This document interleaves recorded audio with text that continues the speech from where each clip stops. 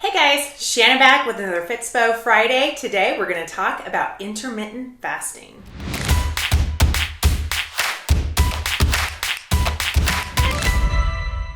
Hey everyone, welcome back. Happy Friday. So I don't know about you, but keto and intermittent fasting seem to be the trend in lifestyle and weight loss these days. And I have lately seen a lot of articles and blogs about intermittent fasting making their rounds online. And while many of them that I've read tend to be actually really legitimate with some good information, I've uncovered others that are filled with some myths, opinions, and frankly, just kind of some pure speculation. So this week, I wanted to quickly put together some resourceful, science-based information for you on the benefits of intermittent fasting. So I'm going to answer these questions. What is intermittent fasting? What are the benefits of intermittent fasting? How does it work and is it safe? And how do I get started if I'm interested in this intermittent fasting? So to start off, intermittent fasting, fasting in general, it involves going extended periods of time without food. And frankly, this dates back thousands of years to the times of Socrates and Plato. In fact, a lot of religions across the globe incorporate the ritual of fasting, and they believe it offers not just spiritual, but also health benefits. And it does, and I'll be going through a list of those health benefits in a minute. And so these days, various forms of fasting have gone super mainstream. The most well-known right now is intermittent fasting. And so in intermittent fasting, you just cycle between periods of fasting, not eating foods, and periods of eating. And so a few of the most common approaches to intermittent fasting is the one being the most popular, the time-restricted eating, in which you only eat within a certain window of time, usually 8 hours or less, and each day, and then you don't eat the remainder. There's also alternate day fasting. And so in that type of fast, you will reduce the total calorie intake to about 500 calories or less on a few non-consecutive days every week. And there's also whole day fasting, in which you completely fast 1 or 2 days a week, consuming only water. So you eat no food. And intermittent fasting, it forces your body to use up all of its available energy, all of the stored glucose that's in your muscles, stored as glycogen in your muscles and in your liver. And you start utilizing stored body fat instead for your fuel. And according to the Harvard School of Public Health, actually cycling between periods of normal caloric intake with periods of no intake supports weight loss better than traditional dieting, the prolonged, constant dieting. You know how I feel about that word. It's a 4-letter word because it doesn't reduce your overall calorie needs, meaning it doesn't hack up your metabolism as traditional dieting, which is restricts your calories, does for you. So how does intermittent fasting work its magic? So scientists now believe that many of the benefits of intermittent fasting are the result of literally flipping a metabolic switch. So in other words, intermittent fasting will turn off the sugar burning switch and turn on the fat burning switch. So who doesn't want to do that, right? So the benefits of this have been proven.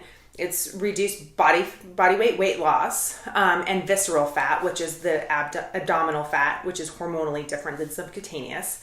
It's been proven to improve your metabolic function, improves your heart health and longevity of life, reduces the levels of your insulin and leptin. Leptin is the I'm full hormone as opposed to ghrelin, which is like a gremlin, the I'm hungry hormone. It reduces your resting heart rate and your blood pressure. Good things, right?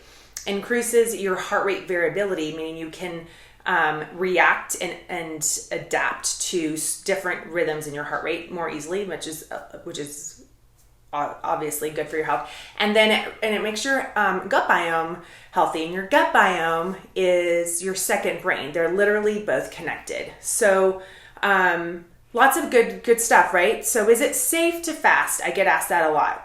Evolutionary, humans are designed to withstand periods of time of abstinence from food. We're efficient at storing energy during periods of prolonged fasting. It's very clear that we're wired to flip that metabolic switch. And fasting, again, like I said, has been used as both a religious and medical practice for years. So in short, yes, it's safe. We, at any point in time, are carrying around 40,000 calories of energy just in fat. We can only store up to 2,000. So it is absolutely safe. And research shows that people incorporating intermittent fasting protocols can increase their strength and endurance and maintain muscle mass when you combine it with regular resistance training and cardiovascular exercise. So in healthy, normal weight or overweight or obese adults, there is little evidence that intermittent fasting regimens would be harmful either physically or mentally, right? But having said that, if you are nursing, pregnant, at risk for, or even currently being treated for any medical condition, please consult with your physician prior to making any changes to your diet. And if you've had a history of eating disorders, you definitely want to speak to your physician before trying to intermittent fast. So then the next is like, okay, Shannon, this sounds great. How do I get started on intermittent fasting? I like to incorporate it with keto. I myself do intermittent fast, and I do the time restricted eating.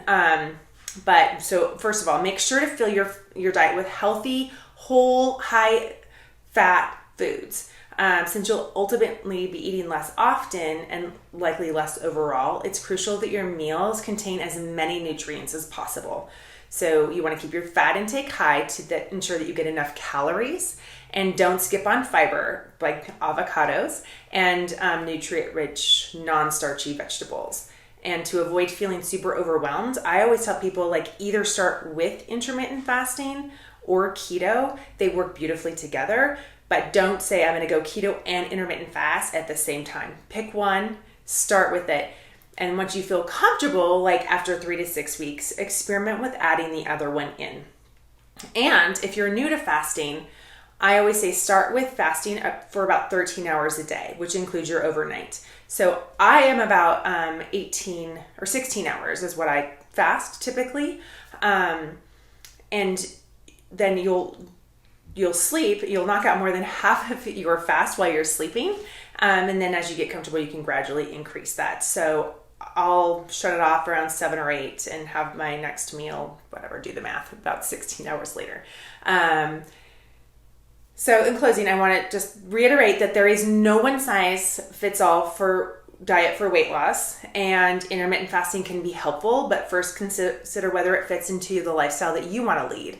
And if you try fasting and it's not for you, you can try any other diet. They all work. The reason they all work is because they cut out the crap, they cut out the garbage, right? And so if you have any questions, please drop me a note. I would love to answer any questions on intermittent fasting. But regardless of what diet you pick or what lifestyle works for you, don't forget that calorie quality matters most.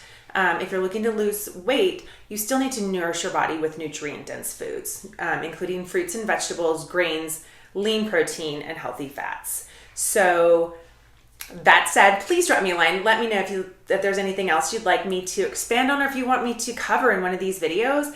And as always, be disciplined and have a blessed day.